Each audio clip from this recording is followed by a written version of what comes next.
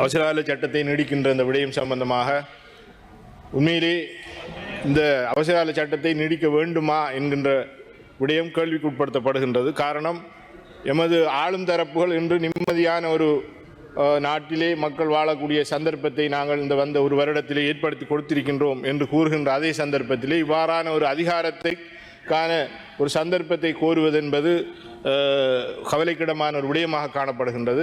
உண்மையாக கடந்த காலங்களிலே இந்த அவசரகால சட்டம் இருந்தது, மனிதர்களை பாதுகாக்க வேண்டும் அல்லது நாட்டினுடைய செயற்பாடுகளை முன்னெடுக்க வேண்டும் என்று.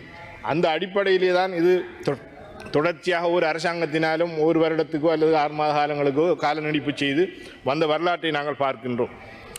இந்த சட்டத்தின் மூலமே மிக கூடுதலாக பாதிக்கப்பட்டவர்கள் எங்களுடைய முஸ்லீம் சமூகம். கடந்த ஈஸ்டர் தாக்குதலின் போது குறிப்பாக அகில இலங்கை மக்கள் காங்கிரசினுடைய தலைவர் ஷாட் பத்யுதீன் அவர்கள் இந்த பிடிஏ சட்டத்தின் மூலம் அவர் கைது செய்யப்பட்டு மிக நீண்ட காலங்களாக சிறை தண்டனையில் இருந்தார். அவ்வாறான ஒருவர் இந்த சமூகத்துக்கு என்ன செய்கின்றார் என்று கேள்வி கேட்கின்ற ஒரு அவலத்தையும் ஒரு கேவலத்தையும் என்று நாங்கள் பார்க்கின்றோம். அவர் கைது செய்யப்பட்டது அந்த ஈஸ்டர் குண்டு தாக்குதலில் சம்பந்தப்பட்டதுக்கு அல்ல, இந்த சமூகத்துக்கு இந்த மக்களுக்கு இரவு பாராமல் அவர் ஓடோடி பணிகளை செய்ததற்காக. அவர் இந்த முஸ்லீம் சமூகத்துக்கு மாத்திரமல்ல, தமிழ், சிங்களம், கத்தோலிக்க அவருடைய அமைச்சின் கீழே இருந்து எல்லா விடயங்களையும் அவர் மிக நிதானமான முறையில் கையாண்டார். அந்த கோபத்திலே தான் அவருடைய குரல்களை, இந்த சமூகத்தினுடைய குரலை நசுக்க வேண்டும் என்பதற்காக அவரையும் அவர் சார்ந்த குடும்பத்தினரையும் மீனவர்களையும் கைது செய்த வரலாறுகள் இருக்கின்றது. அந்த வரலாற்றை மறைத்துவிட்டு அவருக்கு எதிராக இன்று சேறு பூசுகின்ற விடயங்களை இன்று ஆளுங்கட்சியில் இருப்பவர்கள் பார்க்கின்றோம். நாங்கள் பல விடயங்களை இன்று உங்களுக்கு சுட்டி காட்டுகின்றோம். நீங்கள் ஜனாதிபதி தேர்தலிலே அல்லது உங்களுடைய பாராளுமன்ற தேர்தலிலே இந்த சமூகத்துக்காக, இந்த நாட்டுக்காக பல விடயங்களை நாங்கள் செய்தருகின்றோம் என்ற வாக்குறுதிகளை நீங்கள் முன்வைத்தீர்கள். ஆனால் அதை மறந்துவிட்டு நீங்கள் நடந்து கொண்டிருக்கின்றீர்கள். அதை பார்க்கின்ற போதுதான் நாங்கள் உங்களுக்கான ஞாபகமூட்டலை செய்கின்ற போது நீங்கள் கோபப்படுகின்றீர்கள், ஆவேசப்படுகின்றீர்கள். ஏனென்றால் உங்களுடைய குறைகளை நாங்கள் சுட்டி காட்டுகின்றோம் என்று இதற்கு முன்பு பேசிய பாராளுமன்ற உறுப்பினர்கள் கூறினார். இந்த ஒரு வருடத்திலே நாங்கள் எதையாவது தவறு செய்திருக்கின்றோமா உங்களால் சொல்ல முடியுமா என்று. 159 பேரை இருக்கத்தக்கதாகவே நீங்கள் இந்த அவசரகால சட்டத்துக்கான அதிகாரத்தை கேட்கின்றீர்கள்.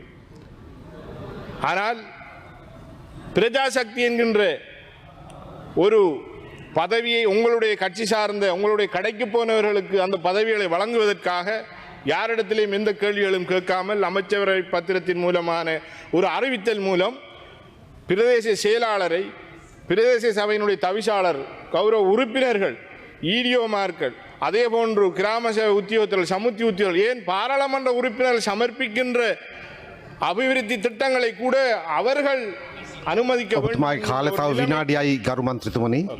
அவர்கள் அனுமதிக்க வேண்டும் என்கின்ற ஒரு நிலைமைக்கான ஒரு அதிகாரத்தை ஒரு எழுத்து மூலமாக நீங்கள் வழங்கி இருப்பது அது என்னவென்று கூறுவது? ஒரு சட்டத்திலேயும் இல்லாத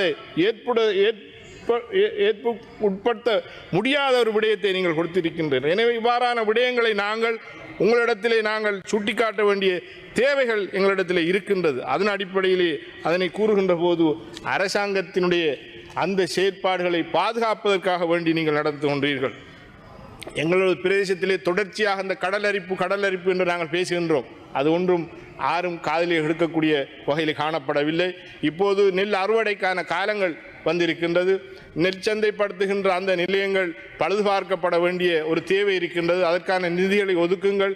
120 ரூபாவுக்கு நெல்லை வாங்க வேண்டும் என்று அரசாங்கம் கூறினாலும் கூட 80-90 ரூபாய்க்கு மேலே யாருமே அந்த நெல்களை கொள்வனவு செய்யக்கூடிய சந்தர்ப்பம் இல்லாமல் இருக்கின்றது.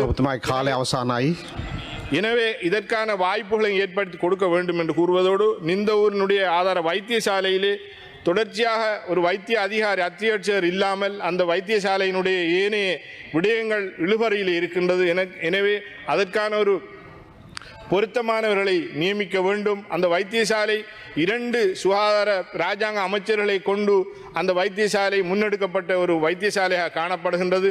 அதே பல குறைபாடுகள் தொடர்ந்து காணப்படுகின்றது. இதே போன்று அக்கரப்பத்திலே அண்மையிலே ஏற்பட்ட வைத்தியனுடைய இடமாற்றம் சம்பந்தமாகவும் இதுவரை அவரை இடமாற்றம் செய்ய மாட்டோம் என்று கூறிவிட்டு அவரை இடமாற்றம் செய்திருக்கிறார். விடயங்களிலே உங்களை நாங்கள் சுட்டிக்காட்டுகின்ற போது நீங்கள் கோபப்படுகின்ற விடயத்தில் இருந்து நீங்கள் இந்த மக்களுக்கான பணிகளை செய்வதிலே உங்களுடைய கவனத்தை செலுத்த வேண்டும் என்று கேட்டு விடைபெறுகிறேன். நன்றி. செய்திகளை உடனுக்குடன் தெரிந்து கொள்ள உடனே சப்ஸ்கிரைப் பண்ணுங்க.